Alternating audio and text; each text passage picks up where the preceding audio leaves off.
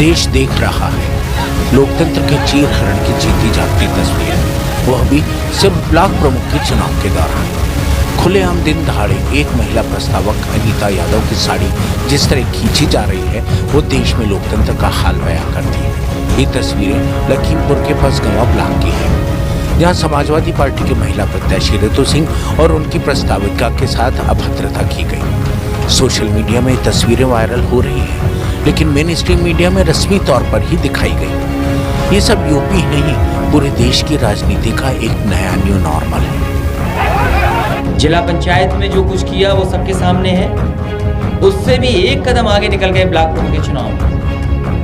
Bharatiya Janata party ने अपने गुंडों को खुली छूट दी है, और मैं आपको कह सकता हूँ पूरी तरीके से प्रशासन के लोग इसमें जिम्मेदार हैं, वो शामिल थे। इसी वजह से हमारी बहन को अपमानित होना पड़ा, उसकी साड़ी तक खींची।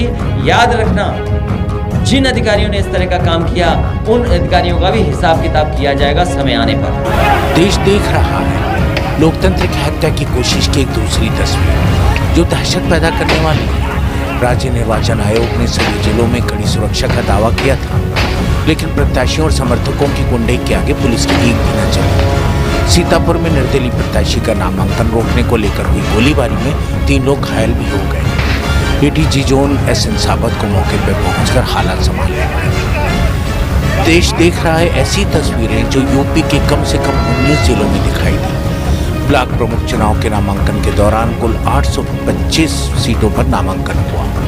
लोकतंत्र के इस उत्सव की कुछ खास घटनाओं का जिक्र करना यहाँ जरूरी हो जाता है। मसलन सिद्धार्थनगर के इटवा ब्लॉक प्रमुख चुनाव में पत्नी का पर्चा दाखिल करवाने पहुंचे पूर्व विधानसभा अध्यक्ष माता प्रसाद पांडे के हाथ से पर्चा छीनकर फाड़े जाने का आरोप है। इसके बाद बीजेपी और समाजवादी कार्यकर्ताओं के बीच पथराव भी हुआ। तो सीतापुर जिले के कसमुंडा में ब्लॉक प्रमुख चुनाव के नामांकन के दौरान गुरुवार को 2 दलों के समर्थकों के बीच गोलीबारी भी हुई, जिसे देखकर सियासी दहशतगर्दी का आप अंदाज लगा सकते हैं। देश देख रहा है कि विकास के नाम पर सरकारी पैसे की लूट के लिए लोकतंत्र का ये खूनी खेल चल रहा है। देश देख रहा है कि विकास के सरकारी पैसे की लूट के लिए लोकतंत्र के नाम पर ये खूनी खेल चल रहा है। फतेहपुर में बीजेपी के समर्थक विरोधी उम्मीदवार के प्रस्तावक को पुलिस के सामने ही खींचकर बाहर लाते हुए दिखे। इस दौरान पुलिस मूक दर्शक बनी रही। पुलिस के सामने टहलते हुए जाता हुआ शख्स असलहा यानी पिस्टल रखे हुआ था। ललितपुर में निर्दलीय प्रत्याशी का पर्चा छीनने का आरोप बीजेपी समर्थकों पर लगा है। शिकायत करने पर पुलिस की दलील है कि सुरक्षा व्यवस्था सख्त है और दोषियों पर सख्त से सख्त कार्रवाई की जाएगी।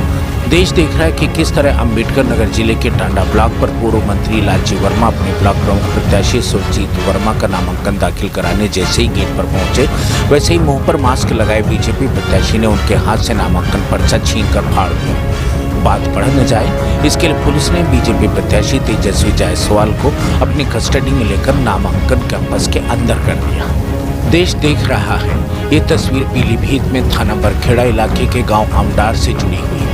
दरअसल देर रात सपा प्रत्याशी गांव में वोट मांगने गया तो आरोप है कि बीजेपी प्रत्याशी ने सपा प्रत्याशी को देखकर लाठी डंडों से हमला बोल दिया।